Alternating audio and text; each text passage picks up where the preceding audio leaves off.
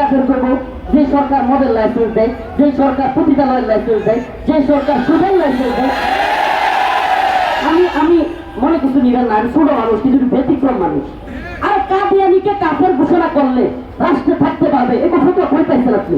Challenge করলাম, গোটা পৃথিবীর মুফতি নিয়ে বসেন, গোটা পৃথিবীর ফতোয়া তালাশ করেন। কাদিয়ানীরা হলো জিন্দিক কাফের।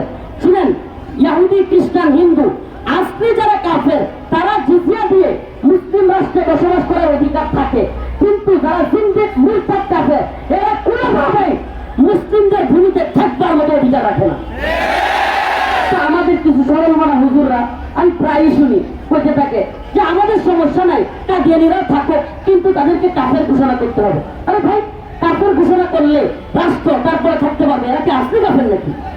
মুহাম্মদ আরবি উম্মত দাবি করে কেউ যদি মুসলমান দাবি করে, জায়গাটা ছোট্ট হয়ে গেছে, চাপাচাপি হবেই। অতএব এই আপনারা কি আমার কথা শুনবেন না ওইদিকে ঝগড়া দেখবেন? আপনার ঝগড়ার প্রতি ইন্টারেস্ট থাকলে ওখানে যান। আবা আহাদিম মির রিজালিকুম ওয়ালাকিন রাসূলুল্লাহ, রাসূল সাল্লাল্লাহু আলাইহি ওয়াসাল্লাম মুহাম্মদ, তিনি কারো কোন পুত্র সন্তানের অর্থাৎ কোন পুরুষের পিতা নন। রাসূলুল্লাহ সাল্লাল্লাহু আলাইহি ওয়াসাল্লামের ঘর থেকে 4টা ছেলে হয়েছিল, 3জন খাদিজা রাদিয়াল্লাহু আনহার ঘর থেকে। এটা আপনারা যেহেতু তালিবুল ইলম, অনেক আলেমরা এখানে উপস্থিত, সবাই জানেন। 3জন হয়েছিল খাদিজা রাদিয়াল্লাহু আনহার ঘর থেকে, একজন মারিয়া কিপ্তিয়ার ঘর থেকে, যার নাম ছিল ইব্রাহিম। খাদিজা রাদিয়াল্লাহু আনহার ঘর থেকে যারা হয়েছিল তাদের নাম কি ছিল? তাহের, তৈয়ব, কাসেম। 3জন ছিল। তাদের কেউ, কাসেম, তৈয়ব, তাহের কেউ বড় হয় নাই। এমনকি মারিয়া কিপ্তিয়া, ওনার ঘর থেকে যে ইব্রাহিম আলাইহিস সালাম হয়েছিলেন, তিনি একবারে দুগ্ধ পান করা অবস্থায় মৃত্যুবরণ করেছেন। তাহলে রাসূলুল্লাহ সাল্লাল্লাহু আলাইহি ওয়াসাল্লামের কোনো সন্তান বড় হয় নাই। এটা অনেক মুফাসসিরিনে কেরাম হিকমা বলেন যে নবীর ছেলে নবী হয়ে যাওয়া কিংবা পরবর্তীতে আল্লাহ রসুল যে শেষ নবী, এটা যেন বন্ধ হয়ে যায় এবং এরপরে কোনো সন্তান আসলে তাকে নিয়ে যেন ফিতনা তৈরি না হতে পারে, বিভিন্ন ব্যাখ্যা বিশ্লেষণ করা হয়। কিন্তু রসুল যে শেষ নবী, উনি হাদিসের মধ্যে জানিয়েছেন, আল্লাহ পাক নিজে কোরআনের মধ্যে বলেছেন, ওয়ালাকিন রাসূলুল্লাহ ওয়া খাতামুন নাবিয়্যিন, তিনি আমার রসুল, শেষ নবী, তিনিই শেষ নবী। তাহলে রসুলের পরে আর কোন নবী আসবে না। তাহলে গোলাম আহমদ কাদিয়ানী আমরা বিস্তারিত লম্বা আলোচনায় যাওয়ার দরকার নেই। মুসলিম এ কথা বিশ্বাস করে, কোরআনে আসছে, আল্লাহ পাক মুমিনের পরিচয় দিচ্ছেন, ক্বালু সামি'না ওয়া আতা'না। যখন মুমিনের কাছে কোনো কোরআনের কথা পেশ করা হয়, তারা কি বলে? সামি'না ওয়া আতা'না, আমি শুনলাম এবং মানলাম। এছাড়া মুমিনের কোনো কথা থাকতে পারে না, মুমিনের কোনো কথা থাকতে পারে না। তাহলে কি বলবে মুমিন? কোরআন যা বলেছে, ক্বালু সামি'না ওয়া আতা'না। কোরআন বলেছে ফানকিহু মা তাবা লাকুম মিনান নিসাই ওয়া মাসনা ওয়া সুলাসা ওয়া রুবা। কোরআন বলছে আল্লাহ পাক একাধিক বিয়ে জায়েজ করেছেন। আমি একটা কারগুজারি শোনাই আপনাদেরকে। আমি পল্টন থানার রিমান্ডে ছিলাম। এই অবস্থায় জাহিদ নামে একজন এসআই হঠাৎ করে শাইখুল হাদিস ইবনে শাইখুল হাদিস আল্লামা মামুনুল হক জামাত বারকাতুহু একাধিক বিয়ে করেছেন, এটা নিয়ে কথা হচ্ছে। সে আমার গালিগালাজ শুরু করছে, তোরা কি ফতোয়া পাইছিস, কোত্থেকে পাইছিস, আমরা একটা নিয়ে থাকতে পারি না, তোরা দুটো তিনটে কথা বলিস। আচ্ছা, সে একটা নিয়ে থাকতে পারে না, এটা তার সমস্যা, হয় ধ্বজভঙ্গ নইলে বড় পিড়ায়, হয় ধর্ম সমস্যা আছে, নাইলে ধরে বড় পিড়ায়। সে এমন খোপা খেপছে আমার প্রতি, আমি নাম বলতেছি, পল্টন থানা এসআই জাহিদ। সে এক পর্যায়ে আমি যখন বলছি ফানকিহু মা তাবা লাকুম মিনান নিসা মাসনা ওয়া সুলাসা ওয়া রুবা, আল্লাহ বলছেন তোমরা 2টা 3টা 4টা পর্যন্ত বিয়ে করতে পারবা, মহিলাদের থেকে যাকে পছন্দ হয়। ওয়াইন খিফতুম আল্লাহ তাআদিলু, যদি তোমরা ওয়াইন খিফতুম, যদি তোমরা ভয় করো, আল্লাহ তাআদিলু, যে তোমরা ইনসাফ করতে পারবা না, তাহলে ফাওয়াহিদা, তাইলে একটা করো। তাইলে আল্লাহর কথা, এই ফতোয়া কে দিয়েছেন? একাধিক বিয়ে করা যাবে, ফতোয়া কে দিয়েছেন? ওই লোক আমি যখন আয়াতে কারিমা তিলাওয়াত করছি, তখন আমার হুমকি দিতেছে, তোর ফতোয়া দিবি। আস্তাগফিরুল্লাহ। যদি কোনো ব্যক্তি কোরআনের আয়াত শোনার পরে বলে রাখ তোর ফতোয়া দিবি, তার ঈমান থাকবে? আল্লাহ যেখানে মুফতি, এই ফতোয়ার মুফতিকে, একাধিক বিয়ে করা যাবে, এই ফতোয়ার মুফতিকে। আমি এই ওয়াজটা একাধিক বিয়ের নয়, বরং কথাটা হচ্ছে এটা যে কোরআন যা বলেছে এ ব্যাপারে কিলোকালবিহীন যদি কেউ বলে আমরা ধর্মান্ধ নই, আমরা মৌলবাদী নই, আমরা এটা নই ওইটা নই। দেখেন, এদেশে গণতান্ত্রিক রাজনীতি যারা করে, এদেশে না গোটা পৃথিবীতে। একটা কথা মনে রাখবেন, গণতান্ত্রিক রাজনীতিবিদদের ধর্মীয় মূল্যবোধ, ধর্মীয় চিন্তা ভাবনা, দিনের প্রতি চিন্তা ভাবনা, তার চাইতে অনেক বেশি মাথায় থাকে হলো ক্ষমতার চিন্তা ভাবনা। এটা একটা মাথায় দোকান। গণতান্ত্রিক রাজনীতি তথাকথিত এটাতে যারা জড়ায় গেছে, এদের মধ্যে টেন্ডেন্সি এটা থাকে যে আমি কিভাবে ক্ষমতায় যাব। দেখবেন হঠাৎ করে আওয়ামী লীগের প্রতি আমাদের কোন হুজুরদের দল, ইসলামপন্থী না দল, দেখবেন যে আওয়ামী লীগের প্রতি সিম্পেথি দেখাইতেছে। বুঝতে হবে, বিএনপি বলেন বা বিভিন্ন দল বলেন, যদি আওয়ামী লীগের প্রতি সিম্পেথি দেখায়, আপনি বুঝবেন যে আওয়ামী লীগ নির্বাচনে আসবে না, সেই ভোটটা কোথায় যাবে, তার চিন্তা ভাবনা মাথায় যে ওই ভোটটা যাতে আমাদের পক্ষে আসে। এই জন্য দেখবেন বিভিন্ন ধরনের আমরা মৌলবাদী না, আমরা ফেসিস্ট না, এই ধরনের কথাবার্তা বলা শুরু হবে। প্রিয় ভাইয়ের আমার, বন্ধুগণ আমার, আমার বক্তব্য সেটা নয়। বক্তব্য ছিল যে আল্লাহ যা বলেছেন তা মেনে নেওয়া। মুসলিমের নমুনা হলো ক্বালু সামি'না ওয়া আতা'না। আল্লাহ যা বলছেন শুনলাম এবং, আমি কি বুঝাইতে পারতেছি না? আমার সময় খুব কম, সংক্ষিপ্ত সময় দেওয়া যাবে, এই জন্য একেবারে টু দা পয়েন্টে কথাগুলো বলতেছি। এই ক্ষেত্রে আল্লাহ পাক যেহেতু বলছেন মা কানা মুহাম্মাদুন আবা আহাদিন মির রিজালিকুম ওয়ালাকিন রাসূলুল্লাহ ওয়া খাতামান নাবিয়্যিন, যে তিনি শেষ নবী, ওয়া খাতামান নাবিয়্যিন বলে আল্লাহ পাক শিলমোহর মেরে দিয়েছেন। গোটা পৃথিবীর সবাই মিলেও যদি কাদিয়ানীরে নবী বলে, কাদিয়ানী কি নবী হবে? নবী হবে? একটা কথা আমি একটু কোট করতেছি, একটু মনোযোগ দিয়ে শুনবেন। এই কথাটা একটু শ্রুতের বিপরীত, তো কারো কারো বুঝতে কষ্ট হইতে পারে। এতক্ষণের আলোচনা এই জন্য করছি। আচ্ছা আমাকে বলেন, কাদিয়ানীরা কাফের, এই কথাটা কি রাষ্ট্র বললে কাফের হইব? এই সরকার বিয়ের কাফের করবো, যে সরকার মদের লাইসেন্স দেয়, যে সরকার পতিতালয়ের লাইসেন্স দেয়, যে সরকার সুদের লাইসেন্স দেয়। আমি মনে কিছু নিবেন না, আমি ছোট মানুষ, কিছু ব্যতিক্রম মানুষ। আর কাদিয়ানীকে কাফের ঘোষণা করলে রাষ্ট্রে থাকতে পারবে, এ কথা তো কই পাইছেন আপনি? চ্যালেঞ্জ করলাম, গোটা পৃথিবীর মুফতি নিয়ে বসেন, গোটা পৃথিবীর ফতোয়া তালাশ করেন। কাদিয়ানীরা হলো জিন্দিক কাফের। শুনেন, ইহুদি, খ্রিস্টান, হিন্দু, আজকে যারা কাফের তারা জিজিয়া দিয়ে মুসলিম রাষ্ট্রে বসবাস করার অধিকার থাকে, কিন্তু যারা জিন্দিক মুরতাদ কাফের, এরা কোনোভাবে মুসলিমদের ভূমিতে থাকবার মতো অধিকার রাখে না। আমাদের কিছু সরল মানা হুজুররা আমি প্রায়ই শুনি কইতে থাকে যে আমাদের সমস্যা নাই, কাদিয়ানীরা থাকো, কিন্তু তাদেরকে কাফের ঘোষণা করতে হবে। আরে ভাই, কাফের ঘোষণা করলে রাষ্ট্র তারপরে থাকতে পারবে? এরা কি আসলে কাফের নাকি? মুহাম্মদ আরবি উম্মত দাবি করে কেউ যদি মুসলমান দাবি করে, জায়গাটা ছোট্ট হয়ে গেছে, চাপাচাপি হবেই। অতএব এই আপনারা কি আমার কথা শুনবেন না ওইদিকে ঝগড়া দেখবেন? আপনার ঝগড়ার প্রতি ইন্টারেস্ট থাকলে ওখানে যান। আমার কথা শুনবেন না ঝগড়া দেখবেন? তাহলে আমার কথা শুনলে ওইদিকে একেবারে সব মজা সাফ হয়ে যায়, এদিকে থাকবেন। এই হাত তুলেন, লিল্লাহি তাকবীর, লিল্লাহি তাকবীর। এদিকে তাকান। আবারও বলি, আবার কথাটা একটু কোট করবেন খুব ভালোভাবে, শ্রুতের বিপরীত কথা তো। আপনারা দেখবেন হক নিয়মের যত সম্মেলন আছে সবগুলো থেকে আহ্বান করা হয় কাদিয়ানীদেরকে কাফের ঘোষণা করতে হবে, রাষ্ট্রীয়ভাবে তাদেরকে নিষিদ্ধ করতে হবে। আমি বলি আচ্ছা, যে রাষ্ট্র আপনার রোডের বিধান মদের লাইসেন্স দিচ্ছে, এরা আবার কিসের কাদিয়ানীকে কাফের ঘোষণা করবে? যে রাষ্ট্র আপনার রোডের বিধান, পতিতালয়, বেশ্যাগিরি, এটার লাইসেন্স দিচ্ছে, এরা, এই ভাই আপনি বলেন, পশ্চিমারা কিংবা ইহুদিরা, পশ্চিম ইহুদি খ্রিস্টান, এই কাদিয়ানীদেরকে মদত দিচ্ছে কারা? আমাকে বলেন, এই কাদিয়ানীদেরকে মদত দেয় কারা? আপনারা জানেন কিনা কাদিয়ানীদের হেডকোয়ার্টার কোথায় জানেন? ইংল্যান্ড। মাশাআল্লাহ, কাদিয়ানীদের হেডকোয়ার্টার হলো ইংল্যান্ড, লন্ডনে। এদের অর্থায়ন কোথেকে আসে? কাদিয়ানীরা কখন আসলো? মির্জা গোলাম আহমদকে কখন মুসলিমদের বিরুদ্ধে দাঁড় করানো হলো? ইংরেজদের সাথে যখন ওলামায়ে দেওবন্দের একেবারে ফাইটিং মুহূর্ত, ইংরেজরা দেখলো আদর্শিকভাবে মুসলমানদেরকে হারানো কোনোভাবে সম্ভবই না। সুবহানাল্লাহ, গোটা পৃথিবী কথা মানতে বাধ্য যে মুসলিমরা যদি আদর্শিকভাবে ঐক্যবদ্ধ থাকে, পৃথিবীর কোন শক্তি নাই মুসলিমদেরকে হারায়। এটার নমুনা একটু বোঝানোর জন্য বলি, এটার নমুনা দেখায় আফগানিস্তানে। আমাকে বলেন, আফগানের তালেবানদের সৈন্য বেশি ছিল নাকি রাশিয়া সোভিয়েত ইউনিয়নের সৈন্য বেশি ছিল? সোভিয়েত পরাজিত হয়েছে নাকি আফগান তালেবানরা পরাজিত হয়েছে? হ্যাঁ, সোভিয়েত এমন একটা ইউনিয়ন ছিল যার ব্যাপারে বলা হতো সোভিয়েতের সূর্য অস্ত যায় না, এর মানে কি সোভিয়েতের অধীনে এতগুলো দেশ ছিল একসাথে যে এক দেশে সকাল থাকলে আরেক দেশে বিকাল থাকতো। সোভিয়েতের সূর্য কি হয় না, অস্ত যায় না। তালেবানের কাছে এসে সোভিয়েতের সূর্য তো অস্ত গেছেই, খুব একটা রাষ্ট্রে পরিণত হয়েছে।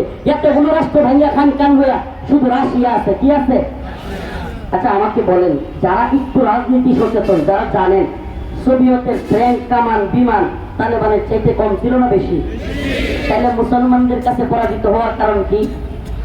সুবহানাল্লাহ সুবহানাল্লাহ। ইসবিরু ওয়াসাবিরু ওয়ারাবিতু। আর মুসলমানদের রব বলেছেন মুসলমানরা হলো সবরের প্রতিযোগিতাকারী। সুবহানাল্লাহ। আমরা কি সবরের প্রতিযোগিতাকারী? ইসবিরু ওয়াসাবিরু ওয়ারাবিতু। আমরা এমন প্রতিযোগী যে মনে করেন দুইজন লোক একে অপরের হাত কামড়ে ধরছে, কি করছে? একে অপরের হাতে কামড় দিছে। কামড় দেওয়ার প্রতিযোগিতা, কে আগে ঠিক করবে, কি করে, কে আগে বাবা গো করে ডাক মারে। এখন মুমিন আর কাফের যদি এক লোকে ইয়া দেয়, ধৈর্য গুণ ইমানি পাওয়ার সবকিছু মুমিনের কম না বেশি? এই কারণে তালেবান বারবার দিচ্ছে। আপনার আরেকটা উদাহরণ দিই, আমেরিকা নেটো সমস্ত জোট মিলাইয়া, নেটো জোটের ব্যাপারে যারা জানে 48টা রাষ্ট্র, কয়টা? France, Japan, Italy, Germany, Russia, sorry Russia না, ফ্রান্স, জার্মান, ইতালি, এরপরে হলো আপনার কি বলে আমেরিকা, ইউরোপ, ইউরোপের অনেক রাষ্ট্র, এতগুলো রাষ্ট্র একত্রিত হইয়া প্রায় 48টা রাষ্ট্র নেটো জোট গঠন করছিল। কি জোটের নাম কি? সামরিক জোট। তুরস্ক ছিল। এতগুলো রাষ্ট্র একত্রিত হইয়াও আফগানিস্তানে আয়া জিতছে নাকি মায়ের খায়া বাপ ডাকিয়া নাকি হদ দিয়া পালাইছে? হ্যাঁ পালাইছে কি পালায় নাই? আমাকে বলেন, ফ্রান্স, জার্মানি, ইতালি, তারপরে আমেরিকা, ইউরোপ সবগুলো রাষ্ট্রের চাইতে তালেবানের সৈন্য সংখ্যা বেশি ছিল? কামান বেশি ছিল, ড্রোন বেশি ছিল, মিসাইল বেশি ছিল? আরে ভাই কিছু ছিল না। এটা ইতিহাস বলি। এমনকি এক পর্যায়ে আমেরিকা এবং নেটোর বোমা হামলায় আফগানিস্তানের বিল্ডিং গুলো একেবারে পাউডারের মতো হয়ে গেছিল। এক পর্যায়ে একটা পাহাড় ছিল, পুরা পাহাড়, নাম কি? শুধু এই এক পুরা পাহাড়ে মুজাহিদরা, আমি শাইখ আব্দুল্লাহ আসলাম রাহিমাহুল্লাহ তাফসিরে তওবাটা পড়েছিলাম, এটার মধ্যে আসছে পুরা পাহাড়ে ওনারা নষ্ট রুটি 3-4 দিনে নষ্ট রুটি খায়া খায়া জীবনযাপন করছে। সুবহানাল্লাহ। সেখান থেকে আজকের আফগান জাতি বিজয় তো আমরা সবাই দেখছি, কিন্তু ওই বিজয়ের সিঁড়ির নিচে কত যে শহীদের লাশ। আফগানিস্তানের এমন এলাকা আছে যে এলাকায় কোনো ঘরে শহীদ নাই, এমন কোনো ঘর নাই, এমন কোনো ঘর নাই যেই ঘরে এতিম সন্তান নাই, যেই ঘরে বিধবা স্ত্রী নাই। কল্পনা করা যায়? তা আমরা বাংলাদেশে কয়জন শহীদ হয়েছি ইসলামের জন্য, দিনের জন্য কয়জন কোরবানি পেশ করছি, কয়েকদিন করে কারাগারে থাকি, এতে আমার মা বোন সবগুলো মিলে কান্দা শেষ হয়ে যায়। এই হালত না? তো দিন বিজয় এত সহজ না। তো যে কথাটা বলতেছিলাম যে আফগান জাতি জিতছিল, তো ইউরোপ যখন দেখলো, পশ্চিম যখন দেখলো, ইংরেজরা যখন দেখলো যে আমরা মুসলিমদের সাথে ভারতবর্ষে কি করতে পারবো না, পারবো না, এরা চিন্তা করলো যেহেতু এদের মোল্লা উমর আছে, আমাদের মোল্লা ব্র্যাডলি তৈরি করতে হবে। এদের থিওরিক্যালি তারা দেখলো যে মুসলিমদের মধ্যে ফাটল ধরাইতে হলে মুসলিমদের মধ্য থেকে একজন মুনাফিক বের করতে হবে। কি বের করতে হবে? এই মুনাফিকের নাম হলো মির্জা গোলাম আহমদ কাদিয়ানী। এবং একে প্ল্যান করে ইংরেজরা। আপনি অবাক হবেন, এখনো আপনারা যে সমস্ত পণ্য দেখেন না, আরাপেল বলেন কিংবা প্রাণ কোম্পানি বলেন, এই সমস্ত কোম্পানিগুলোকে প্রসার কিংবা হাইলাইট করা, টাকা পয়সা সবকিছু দিয়ে এগুলো সব করে হলো ইংরেজরা। এবং যত পারা যায় প্রমোট করে। একটা পর্যায়ে কাদিয়ানীদেরকে প্রমোট করতে করতে এমন জায়গায় নিয়ে গেছে যে কাদিয়ানীদের একটা অনুসারী গ্রুপ থাকবে। আপনি কি জানেন, আমরা নতুন করে আরেক দলকে নিয়ে শুরু করছি। এতদিন ইস্তিমার বাধা দিতে আমরা ক্লান্ত হয়ে গেছি, অথচ এই কিছুদিন আগে কাদিয়ানীরা পঞ্চগড়ে ইস্তেমা করছে। এটা খবর কারো কাছে আছে? অনেকে জানি না কাদিয়ানী ইস্তেমা করছে। কাদিয়ানীরা পঞ্চগড়ে ইস্তেমা করছে, আমরা বলতেই পারি না। ইস্তেমা কাদিয়ানীদের। তো প্রিয় ভাইরা আমার, বন্ধুগণ আমার, আমি যে বক্তব্যটা আজকে রাখতে চাচ্ছি, এই কথাটা শুধু কষ্ট মনে রাখবেন।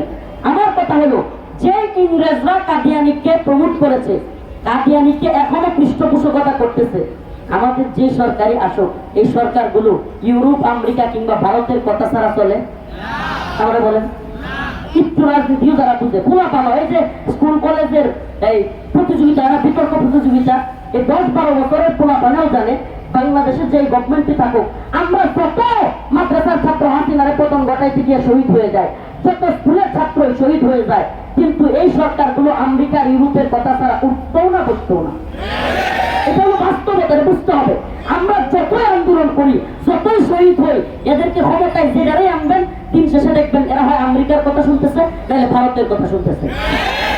বাংলাদেশের মানুষের কথা শুনতে এদের ভালো লাগে না। এদের অন্তরে, এদের সাবকনশিয়াস মাইন্ডে, অবচেতন মনে এরা গোলাম। এদের অন্তরের মধ্যে গোলামির জিনজির। এরা হয় কেউ ভারতের গোলাম, কেউ আমেরিকার গোলাম, কেউ লন্ডনের গোলাম, কোনো না কোনো জায়গার গোলাম। হাতুই কথা, আমরা কার গোলাম? কথা বলেন, আমরা কার গোলাম? আমি ঘোষণা করলাম, পৃথিবীর কেউ বলার দরকার নাই, আমার কোরআন বলছে কাদিয়ানি কাফের। রাষ্ট্র কি ঘোষণা করবে? রাষ্ট্র ঘোষণা করো, রাষ্ট্র ঘোষণা করো বা না করো, কাদিয়ানিরা কাফের। এই কথা সত্য মিথ্যা?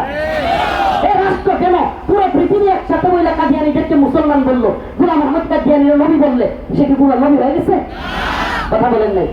ওলামায়ে কেরামের সামনে আমি প্রশ্নটা রাখলাম যে আমরা দাবির ক্ষেত্রে এটা মাথায় রাখতে হবে, জিন্দিক মুরতাদ কাফের, যেগুলো কাফের তো অনেক ধরন আছে, আসলি কাফের মুরতাদ জিন্দিক কাফের এক না। জিন্দিকদের শাস্তি মৃত্যুদণ্ড। জিন্দিকের শাস্তি কি? আমাদের বলেন সাধারণ হিন্দু, সাধারণ ইহুদি, খ্রিস্টান, এদের শাস্তি কি মৃত্যুদণ্ড?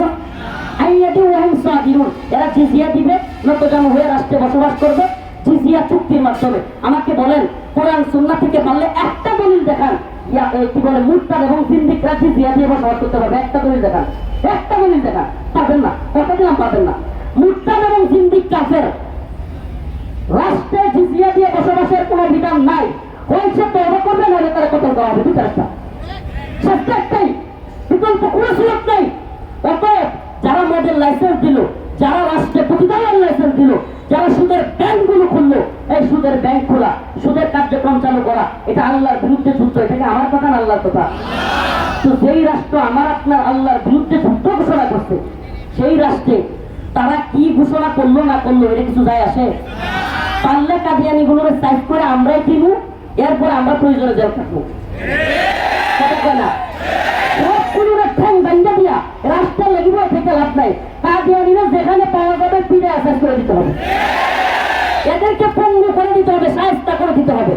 এরপরে যদি মামলা হয়, হামলা হয়, হাসিনাও দিচ্ছে, এরাও দিব, সমস্যা নাই। আমরা তো আল্লাহর জন্য কাজ করি না, এই সরকারের লেগে কনসেপ্ট ক্লিয়ার করতে হবে। যদি মনে করেন যে হাসিনা তো গেছে, আমি সরকারে দিলে সেলফি তুলি, তাহলে কয়েকদিন পর আবার মাথা ঠোকাবেন আর হইলো টেনশন করবেন। আমাদের এত টেনশনও নাই, আমরা জানি এরা কেউ ইসলামপন্থী না। এই কথা মাথায় রাখেন, এরা কেউ ইসলামপন্থী না। এরা প্রত্যেকটাই এই দল ওই দল যেই দলই বলেন, কেউ আমেরিকার এজেন্ট, কেউ ভারতের এজেন্ট।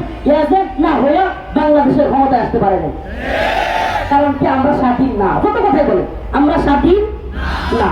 আমরা যদি মানসিকভাবে স্বাধীন হইতে পারবো যে আমরা বিদেশিদের কথায় চলবো না, আমাদের স্বাধীন স্বকীয়তা আছে, যেটা আফগান জাতির। ভাই, ইতিহাস সাক্ষী, ইংরেজরা শাসন করছে ভারতবর্ষ, এরপরে মঙ্গোলীয়রা, তাতাররা শাসন করছে, কিন্তু আফগান জাতিকে কেউ কোনোদিন শাসন করতে পারে না। এই যারে কয় স্বাধীনতা, এই যারে কয় স্বাধীনতা। আমি স্বাধীন, আমি মুসলমান, আমি পরাধীন নই। আপনি আনতাহরুন ও আসুদুর, আমি জেলে থাকতে পারি কিন্তু আমি স্বাধীন। আমি জেলে থাকলেও কার গোলাম? কথা বলে না, কার গোলাম? রিমান্ডে গেলেও কার গোলাম? ফাঁসির কাছে তুললেও কার গোলাম?